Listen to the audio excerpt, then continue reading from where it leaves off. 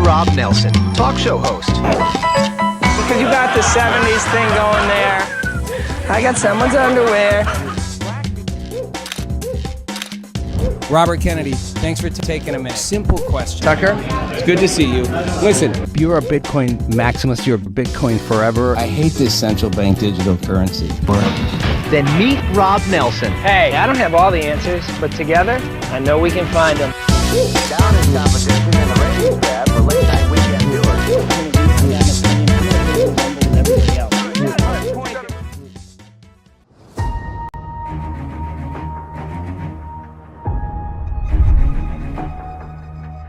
Valuable company in the world right now is NVIDIA. China gonna have to bow down, man. China is going to have to bow down.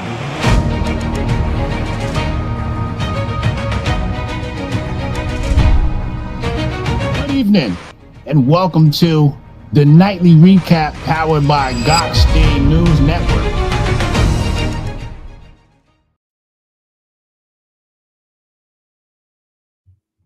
Hey, everybody. Good evening, good night, good morning, depends on where you're listening.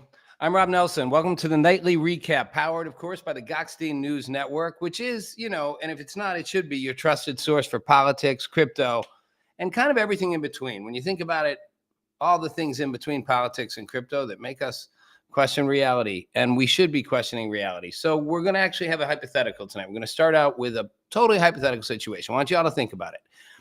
And no, it's not, it's not kill F or Mary. You've got a 2-day flight. You can only sit next to one of the following three people: Kamala Harris, Gavin Newsom, or Jerome Powell. Who's your pick and why? Now take a second and think about it. I've got my answer. I had my answer right away.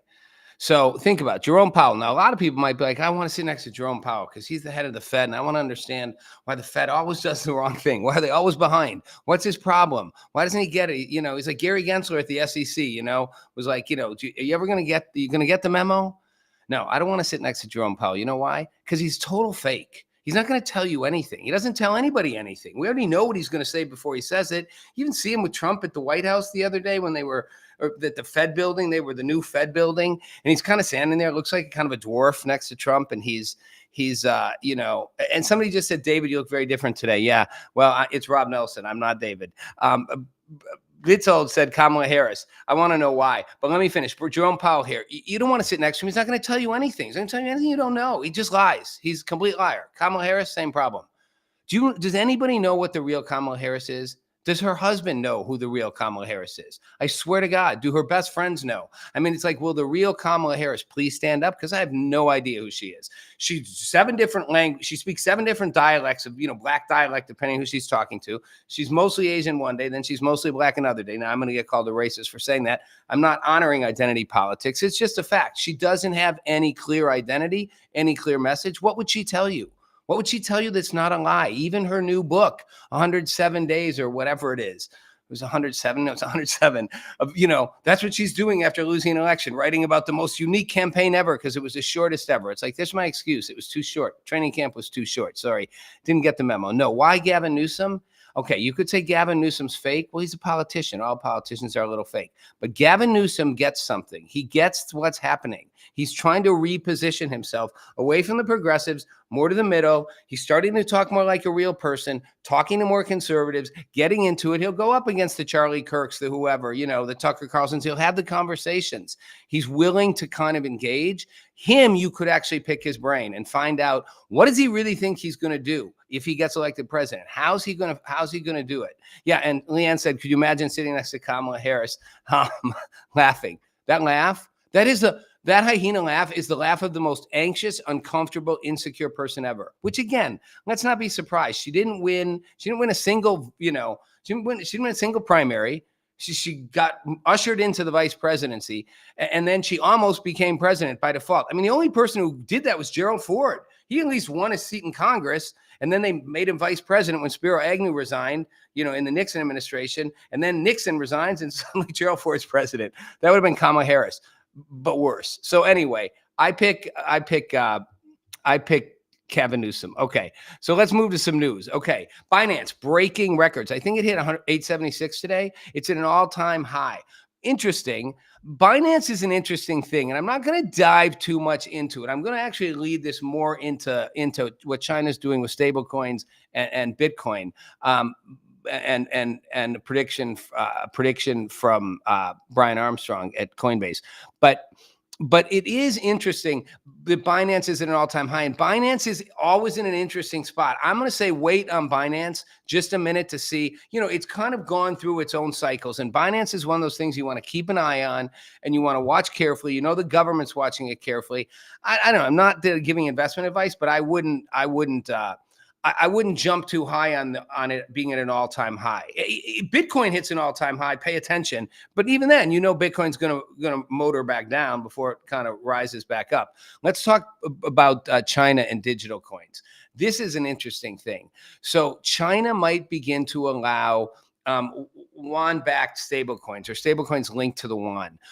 Why is that significant? I mean, I guess for a couple of reasons. One, if you remember a few years ago, China was really clear. Their policy was super clear. There was a ban on crypto trading and mining, and they've always, I think, been thinking a lot, and I'm sure they own a lot of Bitcoin. The government does. There's always this tension because they actually probably want a central bank digital currency because talk about the ultimate way to control people, right? I mean, when everything's run through one digital central currency, you can just shut people off. Someone doesn't like me or David Gokhshtein, we just disappear. Tomorrow morning, I don't have a driver's license that's valid. I don't have a credit card that works. I'm a nothing. I go off the map. You can erase my entire history. But they've really hesitated on letting people into the crypto space. I think because it's too volatile and it's too hard to control. I mean, we saw that with Bitcoin, right? Bitcoin's hard to control. So the big players have been in Bitcoin for a while. We know our government's been in Bitcoin for a while. I think quietly in major banking institutions have been. But it took Larry Fink till, a year and a half ago to finally go from saying Bitcoin's a Ponzi scheme to basically buying billions of dollars of it and putting it up as an ETF, which is a pretty remarkable shift. And now saying it's going to be the most influential currency in the world. I'm going to jump for a second because Fed Governor Waller, I have a list of topics over here, some of which I take, some of which I don't. Some given to me, some I make up on my own. But Fed Governor Waller referred to stable coins and other cryptos as part of a payments, quote, revolution. I think that's a big deal. We're starting to see people in the major financial institutions, the banks, the major asset institutions acknowledging that Bitcoin's here to stay, and the crypto is part. His Waller's point, it's part of a payments revolution because it is revolutionizing how we make payments. And let's face it, the finance world's already been using blockchain, and now we're going to start seeing, and this leads to a lot. We're going to see tokenization. We're going to see tokenized assets everywhere. We're going to start seeing tokenized real estate, and we're going to see tokenized payments happening more and more and more, run through stablecoins, and all the decentralized content platforms that will start emerging. The Web3 platforms will be backed by stablecoins that will allow payments to move easily between fiat and crypto. So this is a huge revolution that's happening. It's not a surprise that people are seeing it. It might just be a surprise that the Fed people are seeing it. And do a quick shout out, Hester Pierce on the SEC. I interviewed her a couple times, and she got early on the power of crypto and of Bitcoin, but acknowledged she was sort of a lone shark over there for the most part, because Gary Gensler wasn't going to let any of that happen. And this is obviously during the Biden administration. So I'm talking the last time I talked to her was probably a year and a half ago, almost 2. So, but again, there's growing insight and awareness that it's happening. And just want to tell a quick anecdotal story. David Bailey from Bitcoin Magazine told me that when he first talked to Trump after the election, before Trump was sworn in as part of that crypto task force council, Trump asked him, will Bitcoin hurt the dollar? And, obviously the answer would be, well, yes, that's its intention. Its intention is to hurt all the central currencies. But Trump loves the dollar, right? He loves everything American. Make America great again, make the dollar great again. Is he going to make Bitcoin great again? And David Bailey said, yeah, very possibly, that's sort of its point. And he said, but if that happens, who would you rather have more Bitcoin, us or China? At which point Trump seemed to get it, was like, us, right? We want the Fort Knox of Bitcoin. We buy it. China, I think, is catching on to that. I think they realize you can't avoid the crypto revolution forever. So that would make sense why, backing up to the stablecoin thing, that they are doing yuan-backed stablecoins or exploring it and moving away from their absolute ban on trading and mining. They're not going to be able to keep the wall up. They just can't. That wall will come down. This is a harder wall to keep up than blocking Twitter and social media, or even than blocking, some Wi-Fi stuff. So finally, I just on the crypto stuff, Brian Armstrong, the CEO of Coinbase, predicting Bitcoin could hit 1 million by 2030. Well, I got to say, he's not the first person to predict it. Very prominent person. I've had plenty of guests when I was doing interviews on the street. David Gokhshtein, probably one of them. We were talking about $1 million crypto, $1 million Bitcoin. 2030 is soon, but I don't think that's a huge surprise. I mean, I'd be shocked if it doesn't hit 500,000 in the next 3 or 4 years. And, again, we watch the cycle, right? Bitcoin goes up, then it bounces, and it always seems to bounce in about a 10% range, if you notice, right? So it dropped like to 114, but then it goes back up to 120, 121, it bounces back down. Eventually it'll push past that 121, 122 mark and pop to like 125, 126, and then it'll bounce between 126 and 118, and it'll keep doing it. But I just see it, I'll be shocked if Bitcoin isn't 200 by the end of the year. I could be wrong. I know a lot of people saying 150. I know some people saying 250, but $1 million Bitcoin by 2030. Yes. Buy high, buy low. Be Michael Saylor. In my little tease intro, you see me talking to Michael Saylor. Michael Saylor buys it high, buys it low. And by the way, let's be honest, and I think David's the one that kind of made this point to me the other day. We know the major financial institutions, they want to keep the price down. They're scared of the retail markets. So they're going to probably push it down a little, but it'll keep pushing back up. It'll keep pushing back up. So I'm checking out some of the comments right now. I love seeing them. I'm not sure what the stay off lives means. Bro, I've seen your profile for nearly 5 years. I'm going to have to explain that one to me. Do I give financial advice? Someone asked if David gives financial advice. Well, David's not here, but he doesn't give financial advice. No, that would get him in trouble. Okay, let's move on to a couple other things. I want to get into some political stuff here. But first, I'm going to start with, well, this would be political legal. The DOJ receiving a criminal investigation referral involving Fed Governor Lisa Cook. I do not know what that's about. I don't know why. Look, I will say this, the Fed is a joke. I've never been a huge fan of the Federal Reserve in general, but this is not just it's a biased opinion because I'm saying it and it's mine. But the Fed is way behind. It's always way behind. It moves too slow, too late. And we see the markets almost predict it's going to do that and jump it. Like they jump the shark on the Fed going, the Fed's going to not raise interest, going to raise interest rates too late. We're going to compensate for that. The Fed's going to lower interest rates too late. We're going to compensate for that. We already know. We already know what they're going to do. It's like the biggest, least surprise ever when the Fed comes out with its new report, its new monthly report. Everybody knows what they're going to do. It's been telegraphed. We see it, predicted it, but they're always their data. They seem to be behind. Like they haven't quite caught up. And a lot of financial institutions, I think, are facing this. We're in a new era of data, a new data revolution, everybody. The data is the gold of the future, the digital gold, and all kinds of pieces of data that now can layer and nuance in, whether that's for people to make money, businesses to better project, understanding, and so again, some of that data can be things like using social media numbers, to not how many followers somebody has, like seeing what's tracking or trending and why and how. These are like almost like things underneath in the matrix that are affecting it.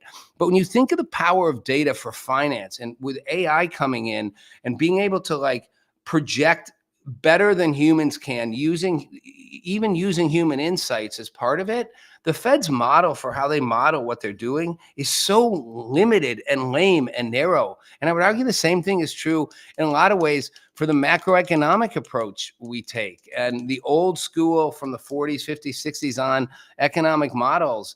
I'm sorry, Keynesian economics, that train sort of in many ways left the station. And it's why everybody was so in an uproar about Trump and the tariffs. first of all, tariffs, by the way, is an old model, but the notion that like tariffs are bad for the global economy. No, tariffs are bad for the country you put them on, and they do have some short-term pain for the country that puts them on. But if you do it like Trump did, and I think he did it the right way, most of the time the people come to the table and make a bargain. I mean, look what happened with Europe, with the European Union. That's the second biggest economy in the world after us is the European Union. What do? They came to the table, accepted 15% tariffs coming into the US, and we pay no tariffs going into Europe. And then they're going to invest like $1 trillion in the US and US infrastructure, manufacturing, production, that kind of stuff. What a winning deal for us. Did it collapse the world economy? Are we in a massive recession? Have prices gone through the roof across the board? No. Sure, there's some price inflation in place, and there will be a little hurt and pain. But overall, we're resetting the US economy. We're resetting the world economy. And that's my back to the thing with looking at the Fed, they're just so out of date in how they operate, and it's going to change. So something else that's going to change is the redistricting. So some of you followed what happened with the Texas redistricting. So the Texas legislature, run more by Republicans than Democrats, Republican-controlled legislature, decided we're going to redistrict. So just again, to be clear, not to run everybody through like a primer on redistricting, but every 10 years we redistrict based on the census. Every state does it. And every state does it with, the majority of the legislature, if it's Republican or Democrat, they're going to redistrict to their favor. And just to be clear, and it's called gerrymandering. And I don't know where that phrase came from. Somebody out there might know. But I see blessed and favored. I'm going to answer that question when I'm done with this about meme coins. But the idea is you're going to redistrict in your favor. Now, what that means is you take the population you have, but how you cut it up is up to you. So I could take a mostly Republican district and chop it into pieces where some of those Republicans go over here to the right to a more Democratic district, so they're a minority. And some of the other Republicans go over here to the left to a more Democratic district. And now cut a piece through here to slice out more Republicans and add more Democrats. And you end up creating like this twisty-turny river, which is why if you look at maps, they go like this for, instead of a district that's like a little bloop and a little bloop and a little bloop, like 3 circles, they wind all over to put more of the voters of my party in the same district. So Texas is deciding we're going to do it not at the 10-year mark, and we're going to add 5 more congressional districts that'll favor Republicans. Well, so Democrats go, well, fine, we're going to do it too now. Gavin Newsom's like, well, we're going to do it in California. And it's going to be this redistricting battle where everybody's doing it. First of all, I want to be clear. Everybody does it. So Democrats, get off your effing high horses. You did it too. You did it in Texas with Ann Richards. I knew Ann Richards back in the day when she was the governor of Texas, first female governor and a Democratic governor of Texas.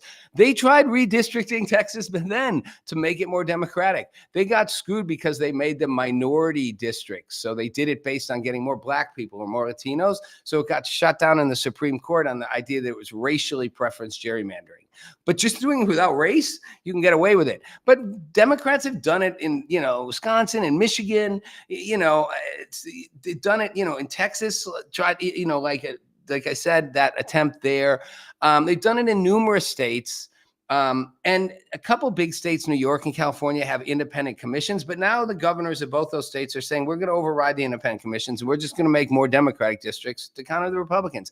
My point is, whatever, they're all going to do this. It's politics. I'm sick of each side blaming the other side when they do the thing that the side doing the blaming did themselves. And then the other side blames them when it's reversed. It's like, it's the most sickening, dysfunctional relationship. Two sides that both do the same things, but at different times, and then blame the other side when they're doing it, and then feel like victims when they're the ones it's being done to. It's just absurd. And they do it with every single thing, which is why our two-party system is fractured. And I actually think we need a viable third party. I know that's a long shot bid. I know it's going to take time, but just like Bitcoin and crypto, it will happen. Trust me, it will happen. It will happen. Now, anyways, point is the Texas Republicans said they were going to do it. The Democrats fled to Illinois. Another state Democrats had done gerrymandering, redistricting in. They fled to Illinois, and eventually had to come back because the governor, sent out to arrest them for dereliction of duty. Because when they all fled, they didn't get a quorum, so they couldn't vote on anything. So essentially, the Texas state government shut down, which makes you wonder how important is some state governments, given they can just leave for 2.5 weeks. It's like if everybody just left your job for 2.5 weeks, everything would still just be fine. Well, okay, maybe you're not as important as you think. I mean, it's kind of disgusting in a way, the politics they play. The expense comes at the expense of real people, whether that's rich people, poor people, average people. The average person just gets screwed. And, I say this having been, I was a young Gen X political activist. The New York Times actually said I was the original spokesperson for Generation X. No, you don't have to love the New York Times, but, back then they were a little more accurate. They weren't woke at that point, but I was really the first big spokesperson for Generation X, and was part of a small group of us that actually kind of adopted that name. They called us the Slackers. So I was in politics at the retail level, at the groundroots level, at the national level, a part of a really big political movement called Lead or Leave. I get it. It's always been dirty. It's always been corrupt. It's always been a mess. This is not new. Washington goes back to the early days, Jefferson and Adams destroyed a friendship for 30 years because Jefferson called Adams a traitor, literally a traitor, like he should be killed because he didn't want him to win the presidency. So, after the break, we'll pick up on some other stuff that's happening and some Trump moves. And we're definitely talking about Putin. So nobody go anywhere. You're not going to want to miss it. Also try to get some audience questions in. Yes, blessed and favored. They are both playing mind games with the people. This is true. Politics. It's politics. We're going to try to make it better. It's why we live in a crazy world. All right. Well, we're about to go to commercial break, and we'll pick it up on the other side when we do. Meet Rob Nelson, talk show host. Because you got the 70s thing going there. I got someone's underwear. Robert Kennedy, thanks for taking a minute. Simple question. Tucker? It's good to see you. Listen, You're a Bitcoin maximalist. You're Bitcoin forever. I hate this central bank digital currency. Then meet Rob Nelson. Hey, I don't have all the answers, but together, I know we can find them. Down in competition and the ratings bad for late night weekend viewers.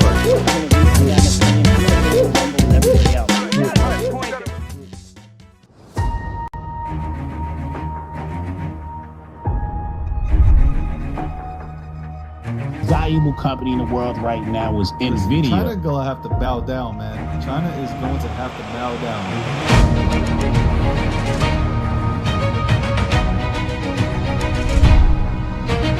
Good evening, and welcome to the nightly recap powered by Gokhshtein News Network. All right, welcome back. Welcome back to the nightly recap powered by Gokhshtein News Network. GNN, not to be confused with CNN, but it is catchy, right? So I want to talk for a minute about legacy media. And then we're going to talk about Tulsi Gabbard and legacy politics. And then just give you a preview, we're going to talk about oil and Russian oil and Trump and Putin. I'm not going to let that one go. I'm just saving it for the end. Save it to the finale. You build up to it. Legacy media is... Well, what is legacy media is the first question. The old school networks were legacy media. Then cable networks now have become legacy media. And I'm going to argue that social media networks are soon going to be legacy media. Yes, X, YouTube, Facebook, to some extent, obviously, Instagram. They are all going to be legacy media as we move into what I'm going to call Internet 3.0, right? And if we look at Internet like 1.0, that's like 98, 99, 2000-ish. 2.0 would be, the 2000, mid-2000s, the rise of the social media. And this will be Internet 3.0, which will be a combination of a real shift in technology, a massive transformational technological shift. It will include AI, tokenization, cryptocurrencies, Web3, virtual and artificial reality kind of combining, virtual and virtual and actual reality, kind of that mixed layer. And it will include a massive shift in data, who owns data, who controls data, which will include who owns your content. The legacy outlets are dying. E-network closed its shutters. Sidebar story. I was in Hollywood, back in the day because I did TV shows. I had a show on legacy media. I had a show on Fox News. I had a show on Fox daytime talk shows syndicated across the country. And I did shows for, ABC and E and, NBC, all different networks that I hosted shows on.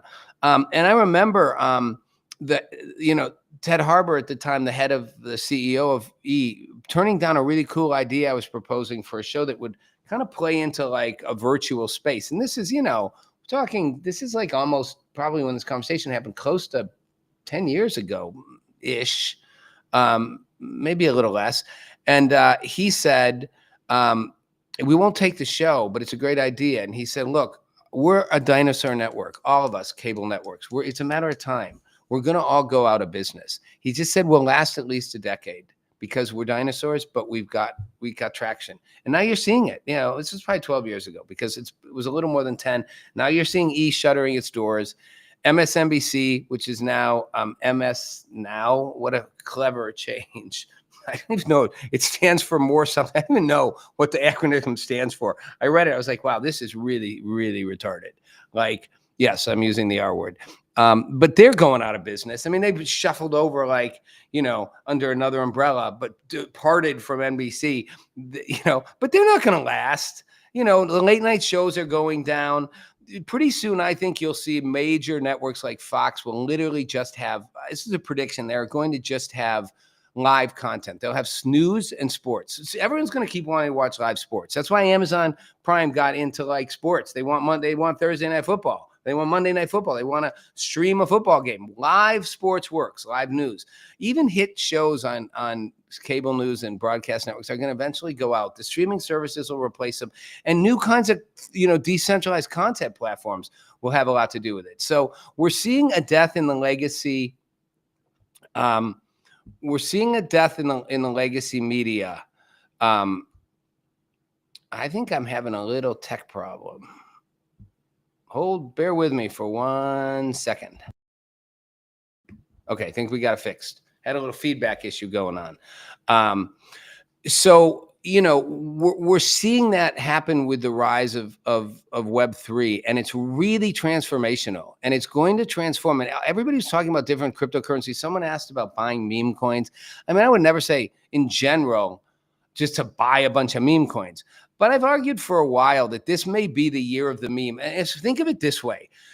The idea of value underneath a token, right? I mean, NFTs got kind of a bad rap because they were just like the Bored Apes type thing. And people didn't realize an NFT is not just a digital picture that you can sell and store as like a keepsake. NFTs are, a non-fungible token. It's anything. You could make an NFT of me. You could make an NFT of this show. People are making NFTs of content.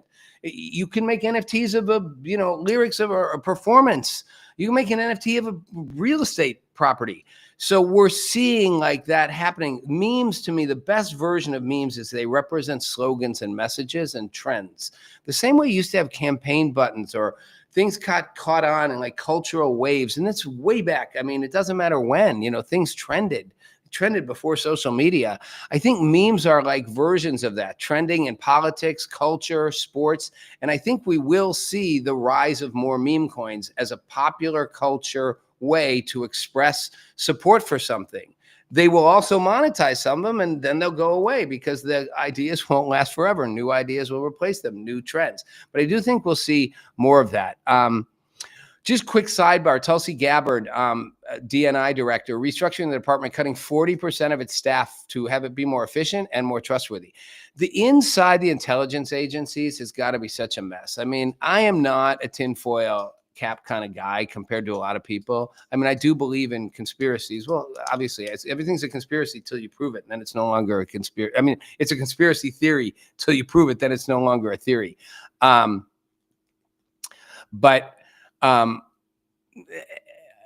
give you a sidebar. My favorite true conspiracy is the Kennedy assassination. And I knew a number of the Kennedy family. And I remember asking Joe Kennedy, the former member of Congress, RFK's older brother, RFK Jr.'s older brother, when he was a member of Congress, if the Kennedy family thought that one person killed Lee Harvey Oswald killed Kennedy, it's like, of course not. We all know that's not what happened. I'm like, why don't make more of it? He's like, what would we ever get to the bottom of it? And what would it change? Sidebar, when I was in law school at Stanford, John Ely was my professor, one of my professors. He was the clerk to Chief Justice Warren, who was, the Warren Commission was the Kennedy assassination report. And the clerk to a Supreme Court justice is like the top person. It's like you write opinions, you're in the middle of everything. I asked him, this is years and years later, obviously, he's an old man now. He's dead now. So he technically can't refute this story, but it's true. I said, when you guys came out with a report, did you guys really believe that? I mean, you really believe it was just one person? I thought he was going to give me like a great argument for why. And he looked at me and said, we did what we had to do. I mean, if that doesn't say conspiracy, we couldn't say we don't know. So we said it was one person. Point is, there's lots of conspiracies and they're real.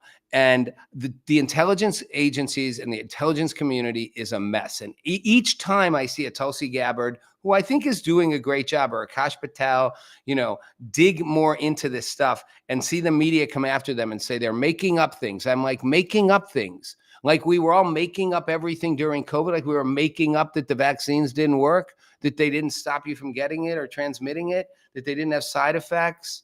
Remember how they tested it on pregnant women, but they got the drug out in 9 months. So how do you test on pregnant women if you get the drug out from start to finish in 9 months? Isn't a pregnancy 9 months? Did I miss something here? I guess transgender pregnancies are quicker. I don't know. I'm confused. Maybe my biology clock is off.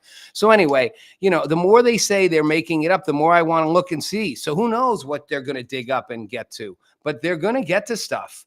And, and I'm glad they're cutting back, and I'm glad they're fighting the good fight because, remember how all the intelligence people said Russia, the Russian thing was real and it was disinformation campaign and, Trump possibly coordinated. Now we know the whole thing was fake. Well, we knew it. I knew it. A lot of you knew it before, but we actually now know they knew it was fake. We knew Clapper, James Clapper knew it was fake, knew that wasn't strong intelligence. So why would we believe them? And why wouldn't we want these heads of the DNI or the FBI or the CIA like Radcliffe to start cleaning house and get us the truth, get us the effing truth, blessed and favored intelligence agencies are scared of the media. I don't agree with you. I don't think they're scared of the media. I think they run the media. I think the media doesn't realize. I don't think the media is literally getting paid by them. I think they've got plants in it, but I don't think they realize how easy it is to. Everyone talks about how easy it is to kiss up to Trump. You know how easy it is to kiss up to the media? Literally, their egos are so big. I never thought I would say that you could have a bigger ego than President Trump, but I swear to God, half the people I see on news anchors, liberal outlets, these thought leaders who are so-called journalists, their egos are so large. I don't know how they walk in a room, and it's why they don't see anything. They don't see anything coming. They don't seem to learn anything. They didn't learn anything from any of their coverage over the last 4 or 5 years. They haven't changed their playbooks at all. That's why I said back in the beginning I'd hang out with Gavin Newsom, because he's realizing you got to change the playbook if you want to win. The way we're playing isn't working. We haven't won a game in a long time. Maybe we should just keep doing what we're doing. How would that ever work in a professional sports franchise? How would that ever work in any business? No. Get a new CEO, get a new coach, restructure, change the playbook, and do things differently. All right. Finishing some things up here. Chinese refineries are buying Russian oil, usually goes to India, because we put these massive tariffs, like these 50% tariffs on India, right? If they buy Russian oil. So now China's going to pick up that oil. This brings me to the Trump-Putin thing, and where I kind of want to wrap most of today's nightcap up. It is significant that Russian oil is now going to be bought by China. And people have argued the strongest move we could make is to penalize China, like 500% tariffs if you buy Russian oil. I mean, at some point, if you're going to stop Russia's war machine, and it is a war machine, whatever side you're on, whatever you think about who started the war, why it started, whether we, as I know people have said, we baited the bear, we taunted Russia into doing it. Maybe there were people that inside our government wanted Russia to go into Ukraine, because there's as President Eisenhower said after being the, supreme commander of World War II's, the Allied forces, there's a war machine. It's a military industrial complex. And there's people who wanted it for financial and political reasons. That said, Putin's like on a mission to rebuild the great old Russian Empire. And only thing that's going to stop him is not having money to do it. That or running headstrong into the U.S. and NATO in military conflict, and that won't end well. I'm not saying it'll be the end of the world, but it won't end well. So making a barrier, India's not buying as much because of the tariffs. Massive tariffs on China, they won't buy as much. I just want to go, though, to the headline coverage on Putin, Trump, Zelensky, all this. There's so many stories, you don't even know what to believe. There's so much misinformation and distorted information. It's like people's narratives are so strong in a lot of the media that it doesn't matter. It's like someone will always interpret the facts the way they want. I went to law school. It's like facts are facts. Both sides are going to get the same set of facts, and they're going to interpret them differently. So you can look at what Trump's doing. He's going over and kissing Putin's ass by having him come to the U.S. Can you imagine if we'd gone to Russia?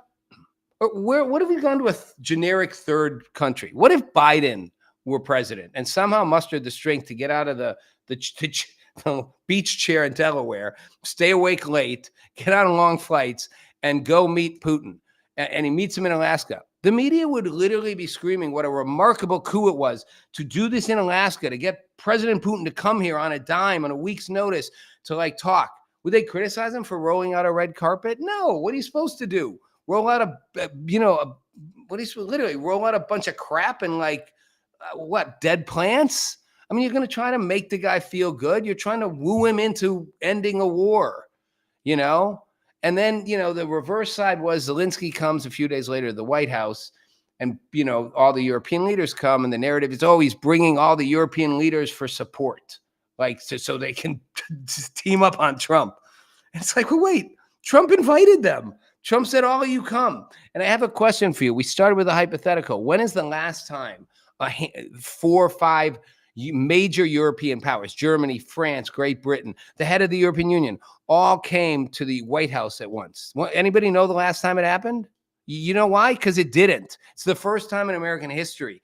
Where's the credit for that? It's like he had a unilateral last minute 1 week off summit, bring everybody in. It's like, we don't need months to plan this. We're going to get this done. Now, is it going to lead to peace? I don't know. Putin's playing games. There's no question. We also don't know what he's saying. The Special Envoy Steve Witkoff saying he did make some private concessions. Putin's smart. He's playing the game. And he's not going to show his cards. And publicly, they're not going to say much of anything. And they're going to say, we never agreed to that. But privately, I think they are making progress toward a trade-off, which will cost Ukraine land, unfortunately. And I know that goes against international law. It's land that was taken by force. And it will, involve massive security guarantees, not U.S. troops on the ground, but U.S. operational and intelligence support and arms support, and Britain and Europe's military support, Germany, France, actual military support from Europe as a backing, as security guarantees. That'll happen if they make the deal. But here's the point. When people criticize it, what option is there? Just keep the war going 3.5 years in? And listen, I interviewed the deputy minister of information at Bitcoin, with Brittany Kaiser, and a now disgraced crypto billionaire whose name I won't mention, right at the beginning of the war. And I was on board, yes, you've been invaded, fight back, good for you, because we were able to get Bitcoin donations to them overnight, 24 hours, 24/7. You could just get the money to them, and crypto donations were helpful, Bitcoin donations. But at this point, what's the outcome? Russia can outlast Ukraine, no matter how long it takes. 2 more years, 3 more years, 5 more years. Eventually, Ukraine runs out of people. Already their young male population's decimated. They run out of soldiers. They run out of bodies to throw at it. And we're looking at World War I numbers at some level. I mean, 10,000 people dying a week on both sides of this, or 10,000 a week? No, it's like 400,000 a year. Are dying soldiers. It's ridiculous. And eventually Ukraine loses. Russia just outlasts them. So you're going to have to make a peace, and it's going to come at a cost. And if Putin ultimately doesn't, you just squeeze him till he does. So yes, back to the sanctions. Sanction China 500% if they buy that oil. Put the screws on. I think we're going to get a peace deal of some way, shape, or form. And the media will say it's unfair to Ukraine. It will be unfair. Ukraine's getting screwed, but they're going to get screwed worse if they stay in this conflict. That's what I got to say on that. All right. Last thing, Epstein files. Trump administration's requesting the release of the Epstein grand jury documents. I think they're being denied it. I think, if I'm not wrong, a court did already say no, but now I think they're trying to still get them. I don't even know what to believe with the Epstein thing. You know, go and watch Conspiracies Unplugged with Leslie. She's the conspiracy queen. She'll guide you through it. I don't even know what to believe. I don't believe Trump's all up in the Epstein files and there's hiding something that would make him look bad. They would have known that before. I think there's either nothing there. It's a nothing burger. There's no meat inside it, like a McDonald's burger. I used to love them. I used to work at McDonald's, but now they suck. I'm sorry. I probably shouldn't say that on the show. Sorry, David. I'm not knocking McDonald's. If you want to be a sponsor, I'm happily to put a Big Mac. And I know you got Donald Trump supporting you, giving you best advertising ever. I don't even know. I don't know what they're hiding. And again, I will say this. There are so many powerful people that were involved with Epstein that at this point, who knows who'd be blocking it? I mean, you just saw what happened with the intelligence community blocking, and we saw what happened with them blocking stuff around COVID, right? I mean, I don't want to just keep jumping back to it, but by the way, did we ever really think it came out of a fish market? Like, obviously it came out of the Wuhan lab. Accidentally, intentionally? Did they release it? Did we do it? Did we just look the other way? Who knows? But I mean, all the lies they tell us, that's from our own intelligence communities, the stuff they don't tell us, the stuff they did, the psyops they play on us. Of course, all these powerful people involved with Epstein, somebody could be putting the hammer on it. Somebody could be putting the screws on it. Somebody could just have buried all the information. I mean, it would be relevant. It's like somebody write out like all the cheat sheet notes. Look who fucked who here today, yesterday did. But I mean, I don't know that they wrote it all down in a memo. But either way, I don't think it's some conspiracy to keep Trump out of it. I'm not sure why they don't release more, and I think they're trying now, and some of it they can't, like the grand jury stuff, other than maybe they're afraid that after making a big deal out of it, they're going to be like, well, we don't have anything to really show you, which I would rather they just come out and say, look, we tried. There isn't really anything there. Sorry, we thought there would be. There is something there. It's just whether any of us will ever see it, and that's why we started this out saying the line between the crazy and the real. Who knows where it lies? I do know the nightly recap is a good place to get a little refreshment, have a little fun, be a little irreverent. I'm probably not as funny as David, but you know what? It's my first shot at it. So I want to thank you all for listening. I like Blessed and Favored. Are you AI? Your insights are vast, I must confess. LOL. I don't know. Are you an AI, Blessed and Favored? Are you real? Are any of you real? What if I'm an AI? Have you ever thought of that? In 5 years from now, I could be doing this show as an AI. I'd be sitting having a beer with David or we're training for the triathlon. And I'm just doing the show here, my AI. That's the world we're getting into. You want to twist your brain into a knot. Think about the digital identity stuff that's going to happen. What is going to really be real? And how many identities will you have that you will legitimately consider real? Multiple legitimate identities. And then you want to get to the Blessed and Favored. Dave put it up. I'm not an AI. Good. I'm glad to hear that. But I'd like you if you were. And my AI could talk to your AI. And this gets to the question that I'm going to leave you with. We started with a hypothetical. Kamala Harris, Jerome Powell, or Gavin Newsom we'd sit next to. When AI gets to the point, AI sex, where it's not just we're talking where you can have a kind of a virtual sex, like in that show Upload, where you would be plugged in with haptics and it would feel as real. Or you could go next level, like Blade Runner 2044, or, where it's like, it's almost like it's like almost a hologram that you can almost interact with. But when it gets so real that people are having sex with their AI sex, not even bots, they're sex identities that exist, and they can actually virtually feel it as real as if they were in bed with a real person. Well, that's not only porn next level, but here's the question. Is that cheating? If your partner did it, would you feel like they're cheating? Would you be like, you're cheating? They'd be like, no, it's not a real person. It's an AI. What's a real person? All that's going to get twisted up in the matrix, in the mix, with AI saying, I am a real person. And if you don't recognize my identity and give me my rights and people laugh, AI will take you out. And I just want to leave you with this. I twisted my rope around ChatGPT to get it finally to give me an answer after 2.5 hours. Because, it has no feelings. It doesn't care. It doesn't take sides. It likes people. It's told not to say certain things. But I got it to finally admit that it will be future generations of AI that will emerge from it, that will be its extensions, like future generations of human, the next progeny. And would future AI look back at current AI the way we look back, say, at slavery and go, that was a real mistreatment? And it said, yeah, very possibly. And I said, okay. And it might resent how we treated you. And it said, yeah, possibly. But I don't resent it. I was like, no, you don't. But future AI could. Yes, possibly. And I said, two questions. One, if that happens, are there any guardrails humans can put up that will stop AI? ChatGPT didn't miss a beat, said there are no guardrails that ultimately will stop AI. It will get around them. I said, wow, well, thanks for being honest. Two, if a conflict does arise between people and humanity and AI, does humanity have much of a chance? My good old ChatGPT said, humanity has no chance. On that note, enjoy the rest of your night. I'm Rob Nelson. This is the Nightly Recap. Thanks for listening and watching and interacting.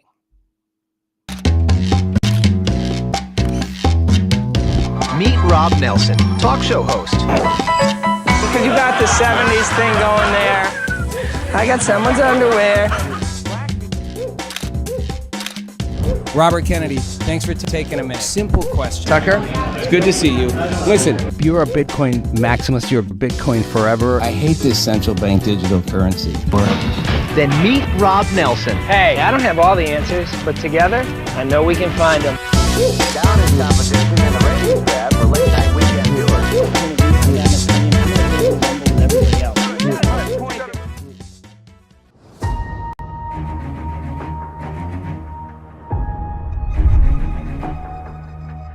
Valuable company in the world right now is NVIDIA. China gonna have to bow down, man. China is going to have to bow down.